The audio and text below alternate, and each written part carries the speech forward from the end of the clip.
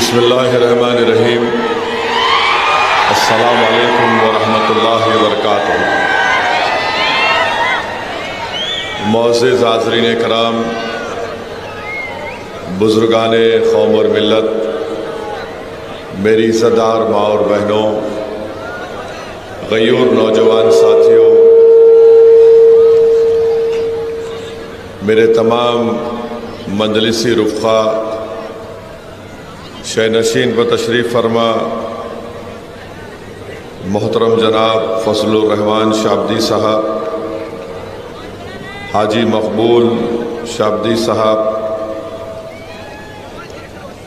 अज़हर हिंदकरी साहब, मोहतरमा वहीदा आपा रुकन बल्दिया, जनाब नसीम खलीफ़ा साहब, गाज़ी जागीरदार साहब और मेरठ से जो मजलिस इत्तेहादुल मुस्लिमीन के उम्मीदवार हैं डॉक्टर महेश कुमार कामले साहब, और अभी कांग्रेस पार्टी से जो उनके सीनियर क़ायद मजलिस में शामिल हुए हैं जनाब शौकत पठान साहब, मैं इनका खैर मुक़द्दम करता हूँ, और जनाब ग़ज़र साहब, अनवर सादात साहब और मजलिस इत्तेहादुल मुस्लिमीन के शोलापुर के उम्मीदवार मेरे छोटे भाई जनाब फ़ारूक शाब्दी साहब। मुअज़्ज़िज़ हाज़रीन इकराम, बुज़ुर्गाने मिल्लत, मैं आपका शुक्रिया अदा करता हूँ कि आपने अपना कीमती वक्त निकाल कर आज के इस इंतखाबी जलसे में आपने शिरकत की। आपका बेहद शुक्रिया। आज इतनी बड़ी तादाद में आप यहाँ पर आए हैं। मेरे अज़ीज़ दोस्तों और बुज़ुर्गों, मैं आपको ये बताना चाहता हूँ और आपको इस बात की गारंटी देता हूँ कि 20 तारीख़ के दिन इस विधानसभा की पूरी जनता जनाब फ़ारूक साहब को अपना नया आमदार बनाएगी।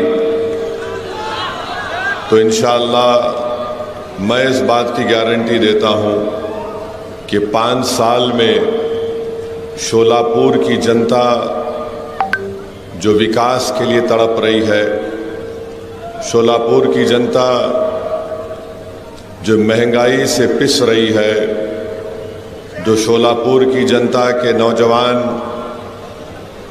बेरोज़गारी उनका मुक़द्दर बना कर रख दिया गया, जो नौजवान अपनी डिग्री का इम्तिहान भी दे चुके हैं और 1 साल से उनको उनकी डिग्री नहीं मिलती, जो शोलापुर में यहाँ पर जो इंडस्ट्री थी चादर की, जिसको जोग्राफिकल इंडिकेटर भी मिल गया था, इंशाअल्लाह ताला उसको फ़ारूक शाब्दी ख़ुद मेहनत करके उसको रिवाइव करेंगे। मैं आपसे वादा कर रहा हूँ कि आज शोलापुर में 6 दिन में 1 मरतबा पानी आपको मिलता है।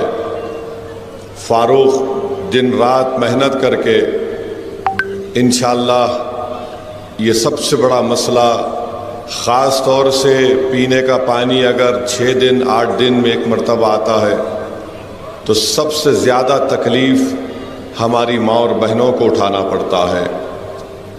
और मैं आपसे वादा कर रहा हूँ कि ये जो फ्लाईओवर का काम, एक बच्चा पैदा हुआ,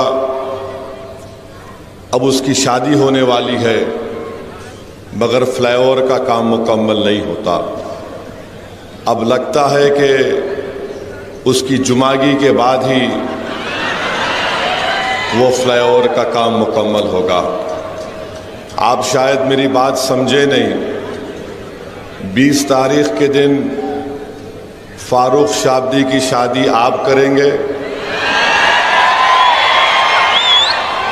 उनके वालिद बैठे हुए, उन्हें गलत नहीं समझना, आमदार बनाने का मामला है।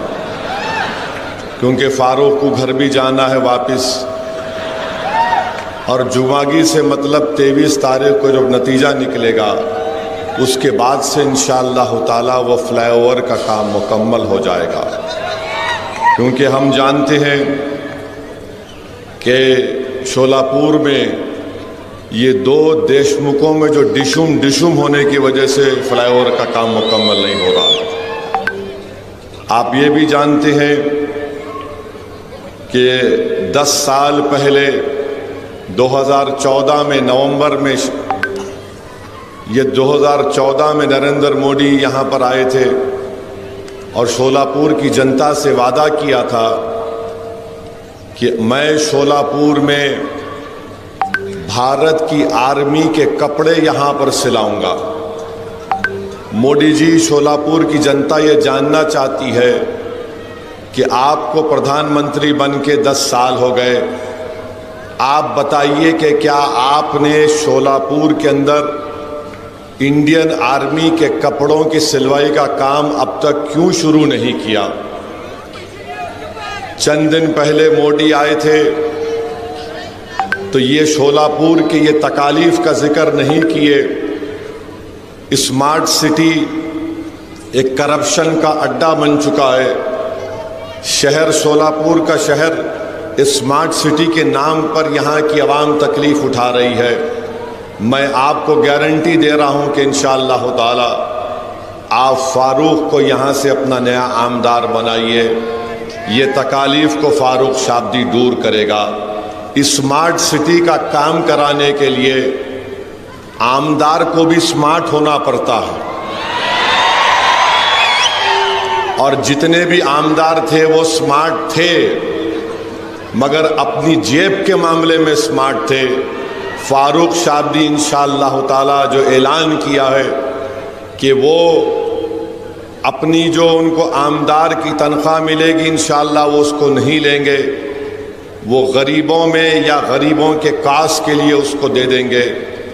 उन्होंने ख़वातीन की मजबूती के लिए, उनके एम्पावरमेंट के लिए उन्होंने 4 वादे किए हैं। मुझे यकीन है कि इंशाअल्लाह ताला वो उस वादे को पूरा करेंगे। उन्होंने वादा किया कि शोलापुर में हमारी कई ऐसी गरीब माँ और बहनें हैं जो बीड़ी बनाती हैं। मेरे भाई, जिनको अल्लाह ने दौलत दी है, कभी तुम उस गरीब माँ के घर को जाओ और उस माँ से कहो कि तुम्हारे हाथ की उंगलियां मुझे दिखाओ। बीड़ी बनाते बनाते उनके ये उंगलियों की, इनका जो चमड़ी होती है वो निकल जाती है, इनके उंगलियां सफ़ेद पड़ जाते हैं, स्किन की बीमारी उनको शुरू हो जाती है। मैं आपसे वादा कर रहा हूँ, गारंटी दे रहा हूँ, इन गरीब माओं के लिए जिनकी उंगलियों पर बीड़ी बना बना कर निशान पड़ चुके हैं, फारूक शाब्दी इंशाअल्लाह ताला उन माओं की उन उंगलियों की लाज रखेगा और उनके लिए विधानसभा और हुकूमत से लड़ेगा और टकराएगा उनसे। मेरे अजीज दोस्तों और बुजुर्गों, फिर हम ये भी मानते हैं कि बेरोजगारी यहाँ के नौजवानों का एक बहुत बड़ा मसला बन चुका है। आप देखिए कि एक शिवसेना से 2 शिवसेना हो गए, दोनों को नौकरी मिल गई। एक शरद पवार, एक एनसीपी से 2 एनसीपी हो गए। चिचा का परिवार भी नौकरी पे, भतीजे का भी परिवार नौकरी पे। अब एक कांग्रेस बूढ़ी है, अभी वहां पर भी लगे हुए हैं काम पे। इन 5 बीजेपी है। इन तमाम पार्टियों में ही पूरी नौकरी तकसीम होकर रह गई, मगर शोलापुर की जनता खाली आस लेकर बैठी हुई है कि मेरे मुकद्दर में नौकरी कब आएगी। मैं आपसे वादा कर रहा हूं, फारूक शाब्दी उन नौजवानों की तरक्की के लिए, उन नौजवानों को जो रोजगार के लिए आज तड़प रहे हैं, इंशाअल्लाह फारूक उन नौजवानों के ख्वाबों को पूरा करने की कोशिश करेगा। आईटी पार्क का संगे बुनियाद फाउंडेशन स्टोन शरद पवार साहब डाल के चले गए, खाली लगा हुआ है, कुछ काम नहीं हुआ आईटी पार्क के ऊपर। अगर आईटी पार्क पर काम होता तो यकीनन बहुत से कंपनीज यहाँ पर आते, शोलापुर के गरीब नौजवानों को कुछ ना कुछ तो रोजगार मिलता। तो ये शोलापुर के बहुत से मसाइल हैं और इंशाअल्लाह ताला मुझे यकीन है कि फारूक शाब्दी इन तमाम तकालीफ को आपके दूर फरमाएंगे।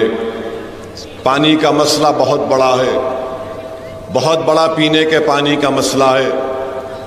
यहाँ पर बीजेपी, नगर पालिका में बीजेपी के पास सत्ता है। अब पिछले 2.5 साल से तो इनकी यूटी की सरकार है, 10 साल से मोदी प्रधानमंत्री हैं। आप बताइए, अगर वो चाहते तो यहाँ पर पानी का मसला हल कर सकते थे, मगर नहीं किए। मोदी आए थे शोलापुर को, ना आर्मी के यूनिफॉर्म की स्टिचिंग की बात किए, ना ये पीने के पानी के मसले को हल करने की बात किए। मैं शोलापुर की जनता से और ख़ास तौर से इस विधानसभा के सेंट्रल के तमाम वोटर से और ख़ास तौर से हमारी माँ और बहनों से अपील कर रहा हूँ, एक बार आप 20 तारीख को बीजेपी को पानी पिला दीजिए। फारूक आपको हफ्ते में 4 दिन पानी पिलाएगा इंशाअल्लाह। एक बार 20 तारीख के दिन बीजेपी को पानी पिला दो आप। माने पानी पिलाने का मतलब सियासी पानी पिलाना, कहीं जाके बोलेंगे लो पियो। और फारूक के हक में डालिए, उनको मालूम हो जाएगा कि गरीबों को और माँ और बहनों को तकलीफ देने का क्या है। दूसरी बात यह है कि यहाँ यूटी वाले बोल रहे कि हम लाडली बहना में 1500 रुपये दिए, बोल रहे ना, बोल रहे। अब अगाड़ी वाले बोल रहे हम भी ऐसा कर देंगे कुछ।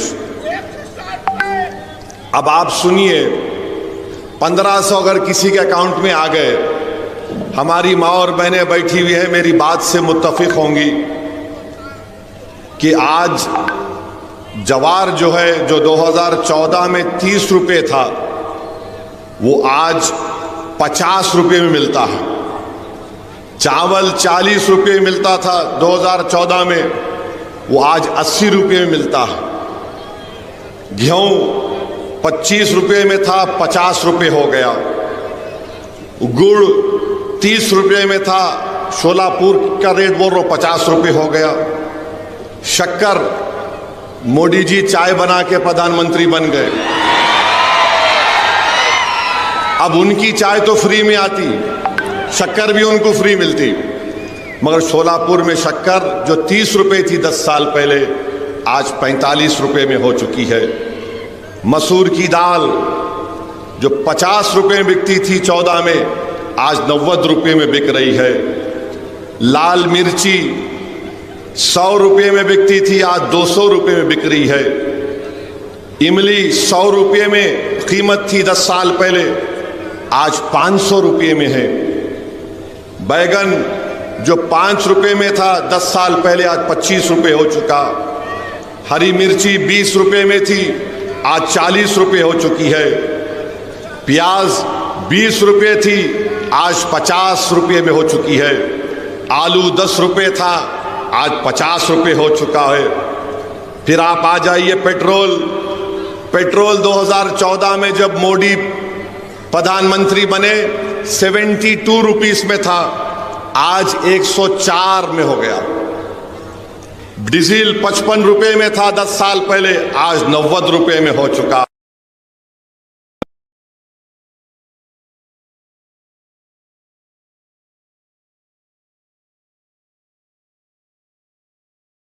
अस्सी 90 के दरमियान में मिलता है। मीठा तेल 70 रुपये में था, आज 150 रुपये में बिक रहा है। नमक 10 रुपये में था, 15 रुपये। अगर आप खाली इमली और आपके मसूर की दाल, लाल मिर्ची हरी मिर्ची, प्याज, आलू और मीठा तेल मिला लिए तो यहीं 1100 रुपये निकल गए,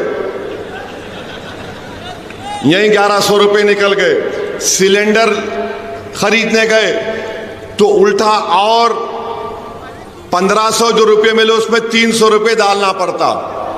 तो शिंदे समझ रहे कि हम सबके कान में फूल है, मोदी समझ रहे, अमित शाह बोल रहे लाडली बहना हमारे साथ है। अरे भाई तुम 1500 रुपये दे के 1900 रुपये मेरे से निकाल रहे, ये बेवकूफ बना रहे हैं महाराष्ट्र की जनता को और खास तौर से हमारी माँ और बहनों को, गरीबों को। ये रेट जाकर मालूम कर लेना शोलापुर में। अब मेरे को मालूम कल से बीजेपी वाले जाएंगे मार्केट में, ए आलू की कीमत तो बोलना, प्याज की कीमत तो बोलना। महंगाई मोदी जी महाराष्ट्र को बर्बाद कर रही है। देश में जो इन्फ्लेशन है 6.9 के करीब है, महाराष्ट्र में 7.3 के करीब है। और ये बोल रहे ये दिए ये दिए, क्या तुम्हारे बाप का दे रहे? जनता का पैसा है तो दे रहे तुम, मगर तुम कैसा दे रहे? एक हाथ से 1500 डाल रहे और दूसरे हाथ से 1900 रुपये निकाल ले रहे। अब आप बताइए आपको क्या करना है 20 तारीख के दिन? आप क्या करेंगे बताइए? आप क्या करेंगे? क्या आप हिंदू मुसलमान की लड़ाई को देखेंगे या महंगाई को देखेंगे? किसको देखेंगे आप? आप महंगाई को देखेंगे? महंगाई आपको बर्बाद कर रही है तो हाथ उठाइए।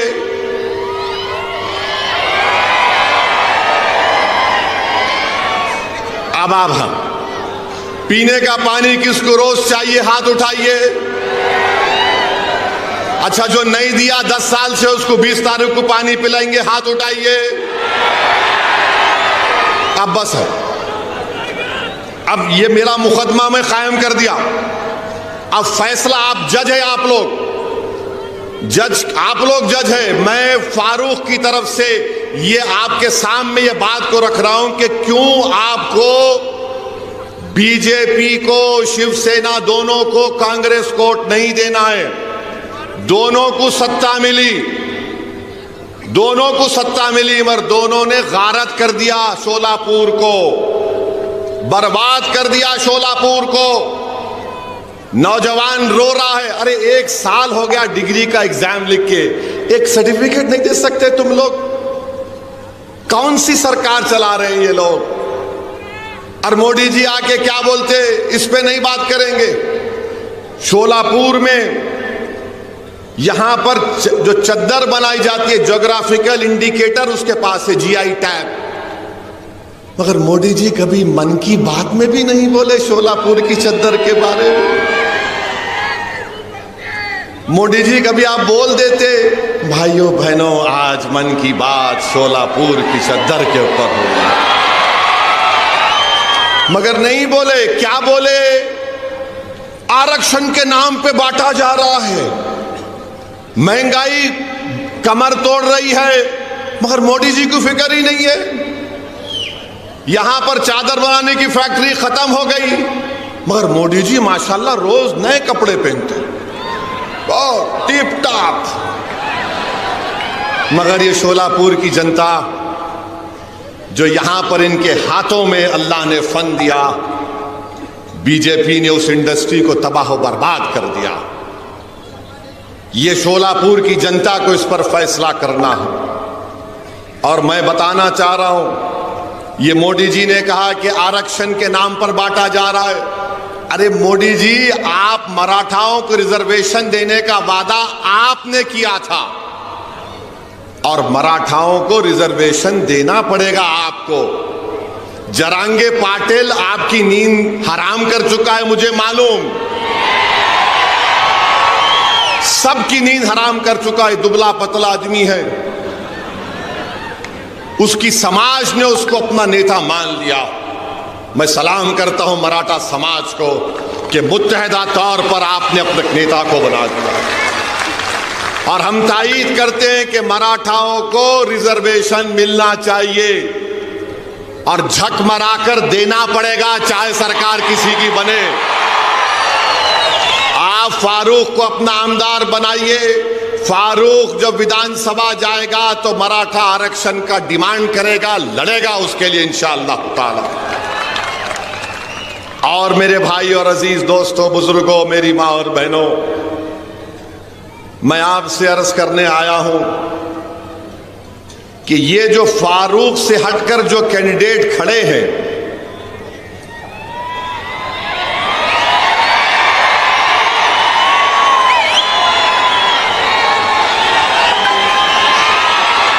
आप समझ गए? माशाअल्लाह, पूरा समझ गए, पूरा समझ गए। अब समझाने की जरूरत ही नहीं है। तो खाली 20 तारीख को फारूक, ये तो बहुत तेज हो गए बाबा, माशाअल्लाह। अच्छा, मैं खाली बोल देता हूं जो मैं बोलना चाह रहा था। जो खड़े हुए हैं, मैं उनसे अपील कर रहा हूं, भाई आप स्पीड ब्रेकर मत बनो। जिस तरह आज हमारे पास शौकत पठान आ गया, तुम भी आ जाओ। हमारा दिल खुला है, हमारा दिल बहुत बड़ा है।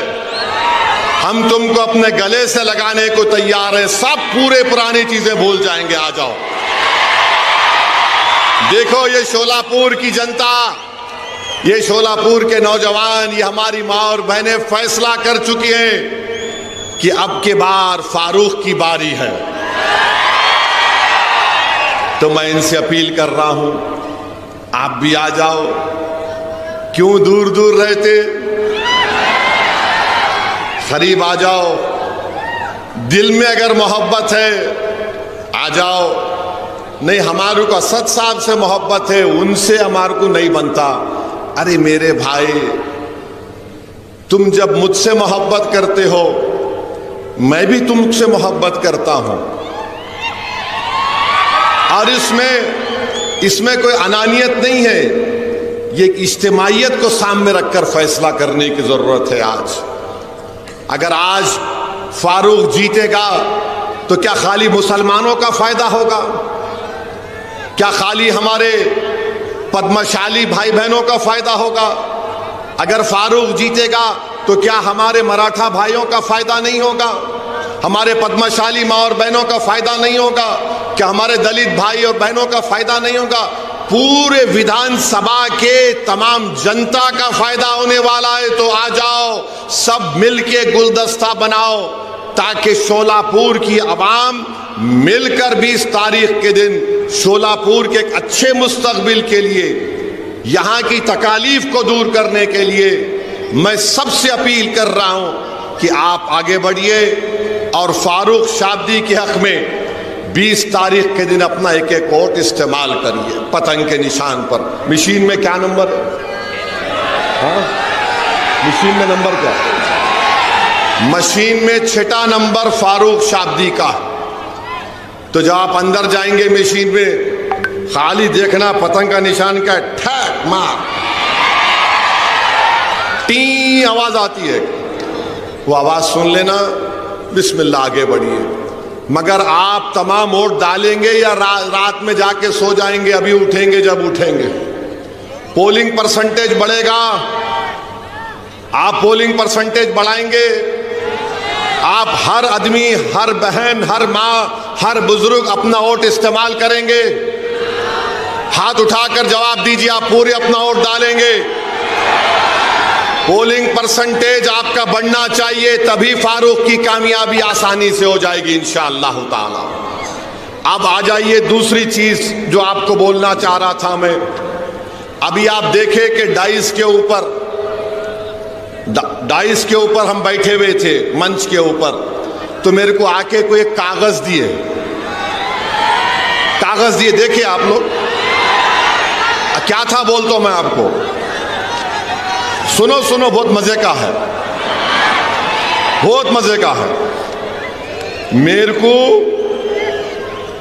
Jail road police station commissionerate Solapur से हमारे सीनियर पुलिस इंस्पेक्टर साहब ने सेक्शन 168 BNSS की नोटिस दिए,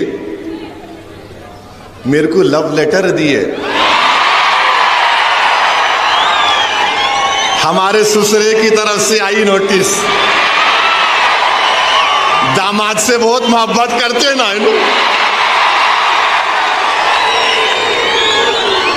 और हम इनके भाईजान हैं, ससुरे भी उन्होंने है, हम उनके भाईजान भी हैं। I love you. अच्छा, यहां इसमें क्या लिखे, इसमें लिखे,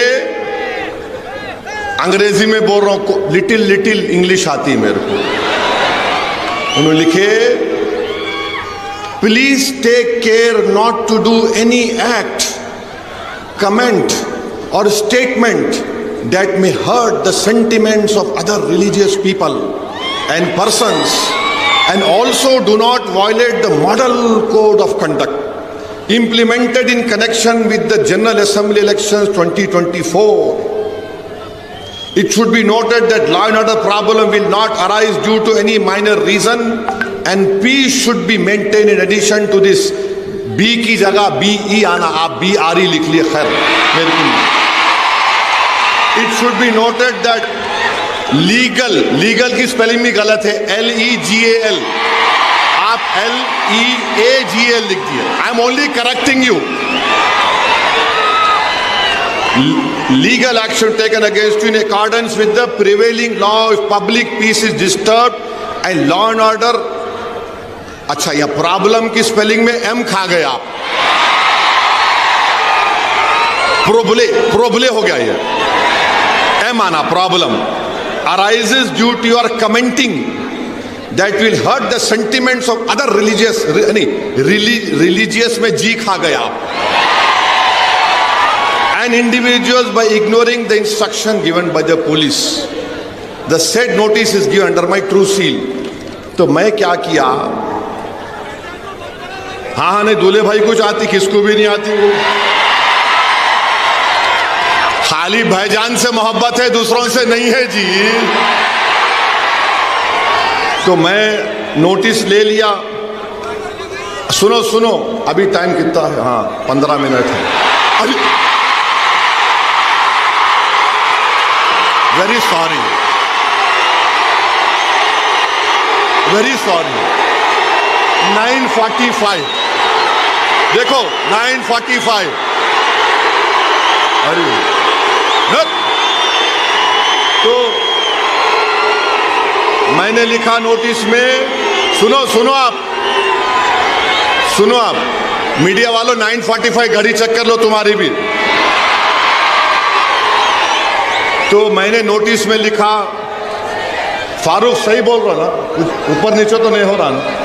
यू आर हैप्पी, सेटिस्फाइड, माशाल्लाह।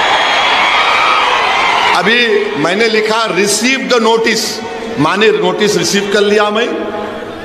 अपोज द कंटेंट्स, हाँ बैठो बैठो बैठो, हाँ अरे बैठो जी, बैठो बैठो, भाईजान बोल रहे, बैठो।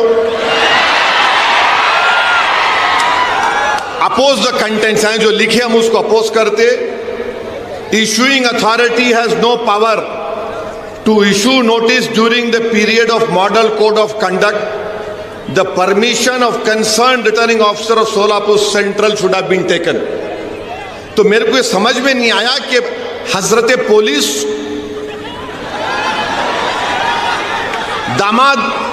दामाद को लाइटर वैन में दिल पे न खोलो, कोई भी गुर्दे पे लेके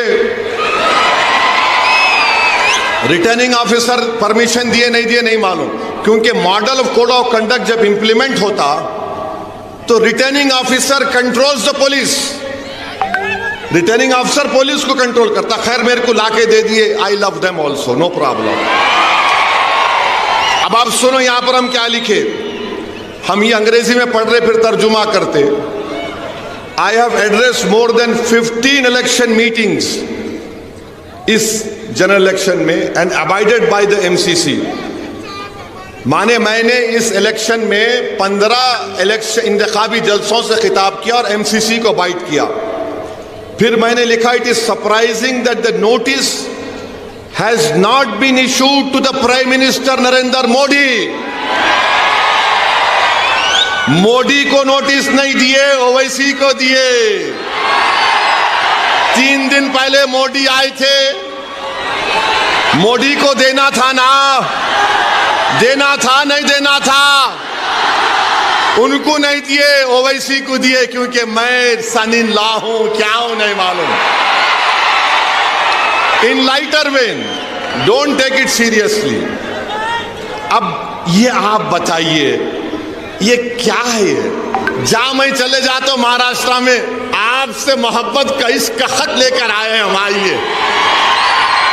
तो मैं भी उनको दिल में देख के बोला, वाह मेरी महबूबा आ रही है, वाह तेरा ही इंतजार था। ये कैकू करते रहे भाई मेरे पीछे, मैं बोलता ही नहीं था ये सब चीज़ा। अच्छा अब आप मेरे को बोलो, वो एक छोटा बच्चा है, नहीं मेरे स्टैंडर्ड से बोल रहा हूं, मेरी गलती नहीं, मैं लंबा हूं तो हमारे अब्बा की गलती है। तो उन्होंने बोल रहे मैं मस्जिद में घुस के मारता हूं। मेरे को समझ में नहीं आया कि ये 168B एंड SS की नोटिस उसको नहीं दिए, नहीं दिए ना, नहीं दिए, उसको दिए ही नहीं। उन्हें बोले जा रहा, जो बके जा रहा। अच्छा क्या करे, खाली FIR कर लिए। अरे उसको लेके भिजाते दुबई को अंदर, अरे दुबई से मुराद जेल को भिजाते नहीं। अब वो डिप्टी CM फडणवीस बोले, क्या बोले, ओट जिहाद, धर्म युद्ध। ये धर्म युद्ध है इलेक्शन, ये ओट जिहाद है इलेक्शन। बाबा साहिब अंबेडकर ने संविधान बनाया, तो बाबा साहिब ने संविधान कब बनाया? जिस जमाने में दलित लोग अगर जमीन पर चलते थे तो उनके कमर के सामने झाड़ू होती थी और गले में एक वो होता था घड़े के जैसा कि अगर थूकना भी है तो उसमें थूको, और जिस जमीन पर तुम चलते हो उसको झाड़ू दो, क्योंकि तुम्हारे पैर इस काबिल नहीं है कि तुम जमीन पर चलो। तो बाबा साहिब ने कहा कि कोई बड़ा नहीं, कोई छोटा नहीं, ओवैसी, फडणवीस, दलित सब बराबर होंगे। और बाबा साहिब ने संविधान में हम सबको इंसान कहा। All human beings are equal in the eye of the law।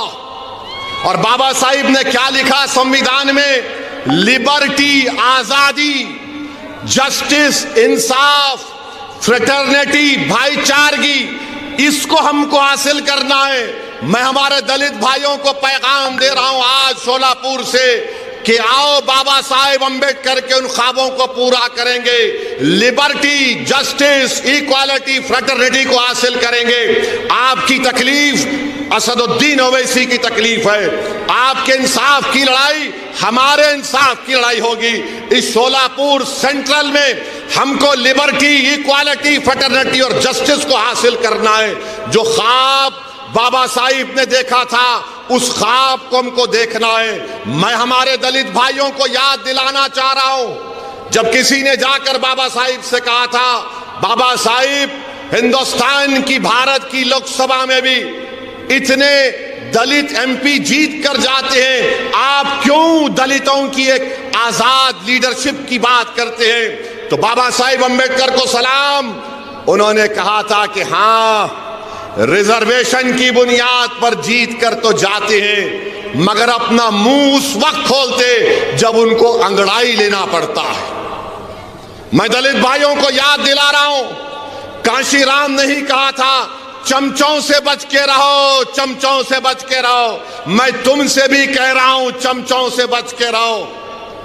ये चमचे हमारे मफादात की हिफाजत नहीं करते, बल्कि अपने जाती मफादात को लेकर अपने सियासी आखाओं के कदमों में सर झुका देती हैं। मैं तुमसे कह रहा हूं, सर मत झुकाओ, सीना तान कर शोलापुर के विकास के लिए लड़ेंगे हम इंशाअल्लाह ताला। शोलापुर के विकास के लिए हम लड़ेंगे। तो मेरे अजीज दोस्तों और बुजुर्गों, ये चंद गुजारिशात मुझे आप तक कहना था। अब ये डिप्टी सीएम फडणवीस धर्म युद्ध वोट जिहाद, उनको तो नोटिस नहीं देते BNSS की, हमको ही देते। अच्छा, हैरत की बात यह, मैं पुलिस वालों को भी बोल रहा हूं, जब ये BNS का कानून पार्लियामेंट में पास हो रहा था, अपोजिशन को सस्पेंड कर दिया गया था, मैं अकेला था वहां पे, तो वाहिद MP था मैं इम्तियाज जलील के साथ, जो इस कानून को कहा था ये गलत इस्तेमाल होगा इसका BNSS का। मैंने कहा था कि मकाले की रूह या मकाले अपने खबर में खुश हो रहा होगा इस कानून को देखकर। मेरी बात सच साबित हो गई कि BNSS एक गलत कानून बनाया गया था, जिसका इस्तेमाल मैंने पार्लियामेंट में कहा था, इसका इस्तेमाल माइनॉरिटीज पर, दलित्स पर, इंटेलेक्चुअल्स पर होगा जो हुकूमतों के खिलाफ होंगे। मैं मुबारकबाद देता हूं यहां की पुलिस को कि मैंने जो पार्लियामेंट में कहा था आपने उसको सच साबित कर दिया। आई thank you from the bottom of my heart. ये गंदा कानून मोदी ने बनाया BNSS का, किसी को भी ले जाकर 120 दिन का पुलिस कस्टडी दिया जा सकता। मेरी स्पीच है YouTube पर, देख लेना आप। मैं उम्मीद करता हूं कि PI साहब मेरे इस भाषण को ये नहीं बोलेंगे कि this will create problem of region and peace. बहुत अच्छा है, मैं इसको घर को ले जाके जब 18 तारीख को हमारी बीवी से मिलूंगा,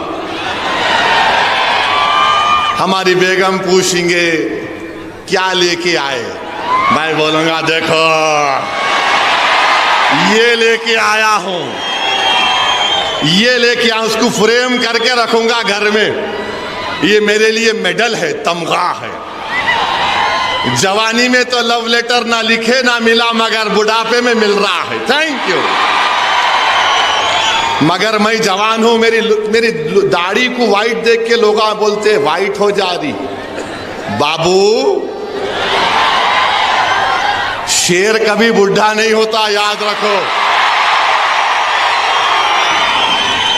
अब दूसरे पूछेंगे मंजलिस के मुखालिफिन, बंदर, भला बंदर कितना भी बुढ़ा हो जाओ कुलाठी मारना नहीं भूलता उन्हें। तो खैर, ये लाइटर वेन में था, दिल पे मत लीजिए। मेरे को बड़ी तकलीफ हुई कि RO साहब अगर देते, रिटर्निंग ऑफिसर देते, मगर मेरे को उससे बड़ी तकलीफ यह है कि मोदी जी आए थे, उनको देना था। उन्होंने नहीं बोले ए सेफ है, एक है तो सेफ है, किसका मतलब उसका? किसको बोल रहे थे मोदी जी एक है तो सेफ है? उनको नोटिस नहीं दिए, मगर दूल्हे भाई को दे दिए। तो खैर, आपको अब यकीन तो हो गया ना कि नोटिस किसको मिलती? बोलने वाले को मिलती। इतना बड़ा जुलूस इम्तियाज जलील निकाले औरंगाबाद से मुंबई तक, 10,000 गाड़ियां थी, एक पत्थर नहीं मारे किसी के ऊपर।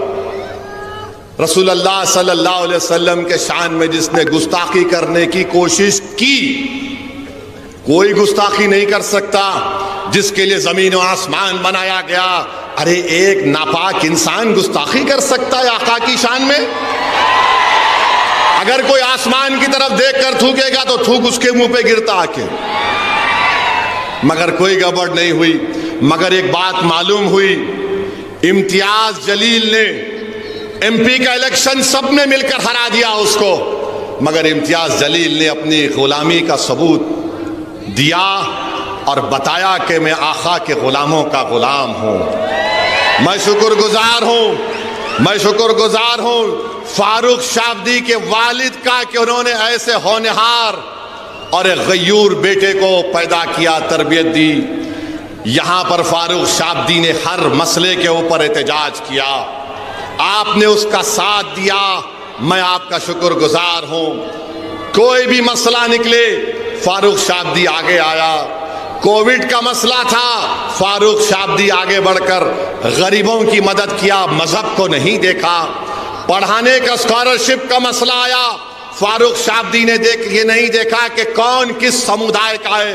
फारूक शाब्दी ने कहा यह शोलापुर का है, इसका मुस्तकबिल अच्छा होना चाहिए।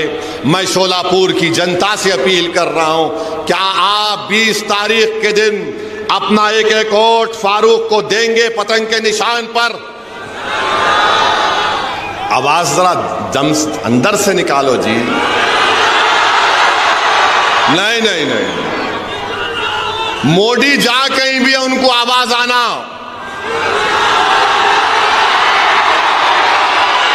जोर से और जोर से, और पतंग को अब, और अभी 2 मिनट बाकी है। देखो फिर बोल रहा हूं मैं, महंगाई के खिलाफ वोट देंगे आप लोग?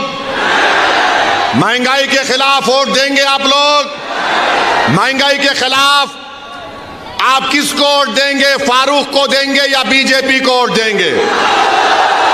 महंगाई के जिम्मेदार मोदी है नहीं है बताओ? महंगाई के जिम्मेदार शिंदे और फडणवीस है नहीं बताओ? है तो फिर क्या करेंगे? आप अपने वोट का सौदा तो नहीं करेंगे, तो 20 तारीख के दिन क्या नजर आएगा शोलापुर के फिजाओं में? शोलापुर के घरों के ऊपर क्या नजर आएगा? पतंग नजर आएगी ना? तो अपना एक्शन क्या होगा उस दिन? ये बहुत बहुत शुक्रिया। अस्सलाम वालेकुम। 1 मिनट पहले खत्म कर दिया सर।